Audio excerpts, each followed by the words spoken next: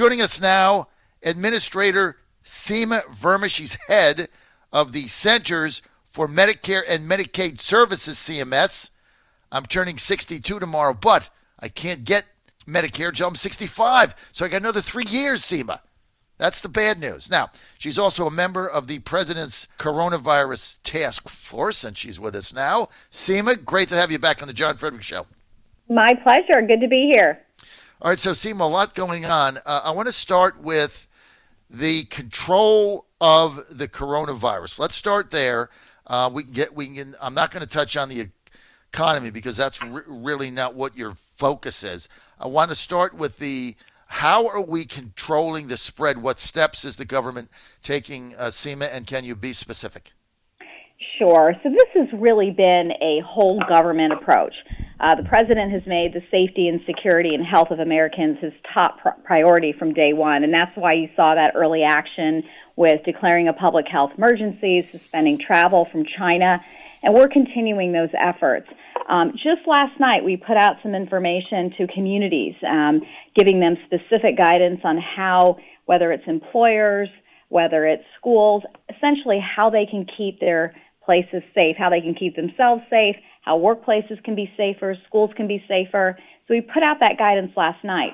And also we provided new information to the areas where we are seeing community spread in Washington State, California, New York, and Florida to give them more information, more recommendations on how they can try to contain the spread of the virus.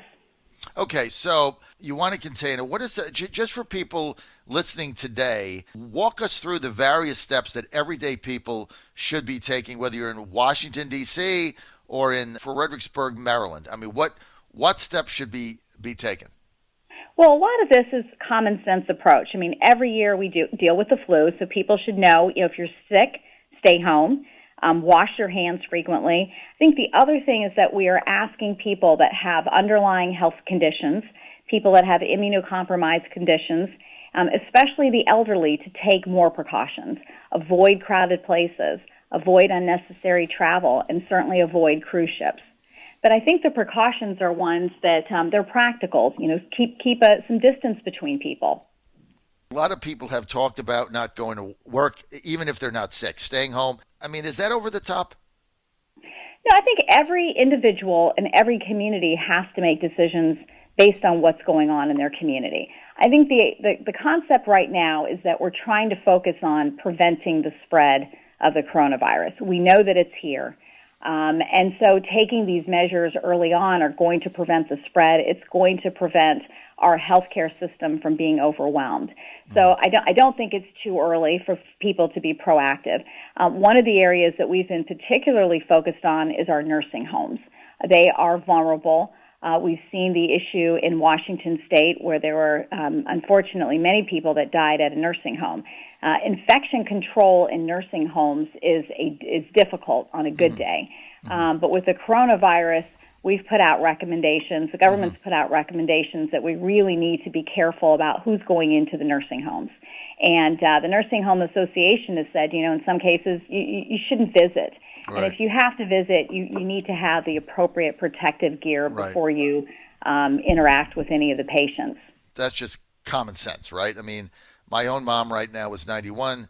She was in the hospital, broke her hip. Now she's in a rehab center. That's where all the old people are.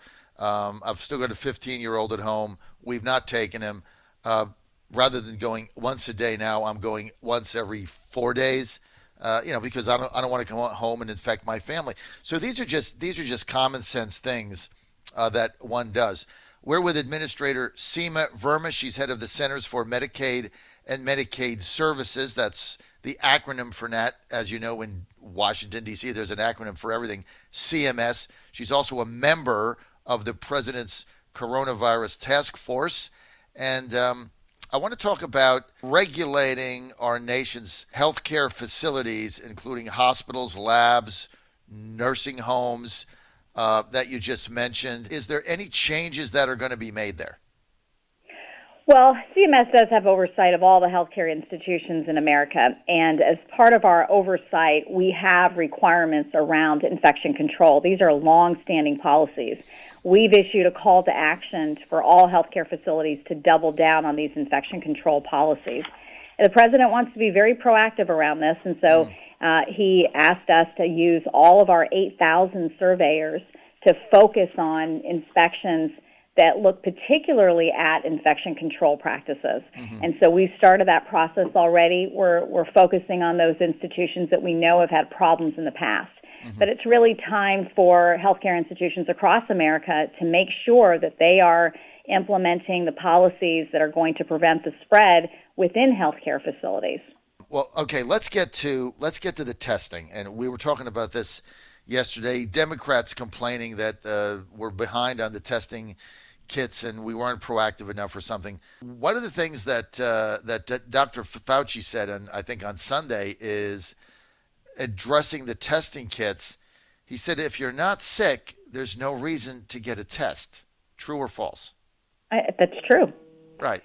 So we have 327 million people in America. We don't need to test 327 million people, right? So if you have no symptoms, if you don't have flu-like symptoms, you don't have a fever, you don't need to get tested. So you don't need a testing kit. You only need a testing kit if you have the symptoms. Walk us through, Seema, what the symptoms are that someone would have where you would encourage them to get a test. Well, that's exactly it. You know, if they're feeling unwell, if it's gonna feel like the flu. And what we're advising people to do is before you go in, call your doctor, have a discussion with them. I think that's really important because, again, we don't want people coming into the doctor's office or to a clinic and not taking the necessary precautions. One of the things that we've tried to promote is telehealth. There are telehealth services available. Folks that are on Medicare can call their doctor or they can have a conversation over Skype, and the doctor can bill for those services. So it's important that we proactively reach out to the doctor and have a discussion. And based on that discussion, they'll tell you whether they think you need to come in for a test or not. But it's important to reach out to them before you go into a doctor's office or to a clinic. Just be prudent with this whole thing. Let's get off the coronavirus a second and get to Medicare and Medicaid services. And can you give us an update, walk us through the states that have gone through Medicaid expansion? How is that being administered? Are there complaints? Are you satisfied with the way that's going? Can you give us an update on that, Seema, while we have you on? Sure. Well, every state is different, and how they're going to approach Medicaid expansion really is a local issue. They need to figure out whether they can afford to do it and whether it's appropriate for their state. We have seen a few more states that are interested in that. One of the things that we focused on is providing more flexibility for states. I mean, Medicaid is a long-standing program, but it's been structured, and designed for 50 years old. And so what the Trump administration has done is provide a new era of flexibility for states, because essentially the Medicaid program is changing. You're bringing on a new population that the program wasn't designed for. So we want to give them more flexibility so that they can design programs that are uniquely tailored to the populations that they serve. So we put out a new flexibility, new option just a couple of months ago, and we're seeing a lot of strong interest from states. The level of streamlining with Medicare has been rolled out to the states. And I live in Virginia. I think we passed Medicaid expansion 2019 or 17, I think, 2018, somewhere in there. It's been a while. But it added about 400,000 to 500,000 people onto Medicare that didn't have access to it before, that were falling in the gaps, made too much money to qualify for Obamacare subsidies, didn't make enough money to really buy insurance with the premium so high today. And so they're now eligible to get covered under the expansion. But I tell you what we've seen in Virginia is everybody said there was an estimate of like 400,000, all right? Seema, and everybody said the number would go up. Like people would come into Virginia to take advantage of it, and people would quit their jobs so they could take advantage of it. So that was all the fear mongering. Do you know the exact opposite happened? Do you know it started with about 425,000? It's down to almost 300. And do you know why it's down? because people are getting jobs and their income is up, and so they no longer qualify for it, don't want it, and they're buying their own insurance. That's like the untold story that's happening in my state where I live, in Virginia. Is that similar in some of the other states now? Absolutely. And I think this has to do with the strong leadership of the president and why we have such a great economy. Our unemployment rates are the lowest that we've seen in 50 years. And so the strong economy means that people don't need to rely on public assistance.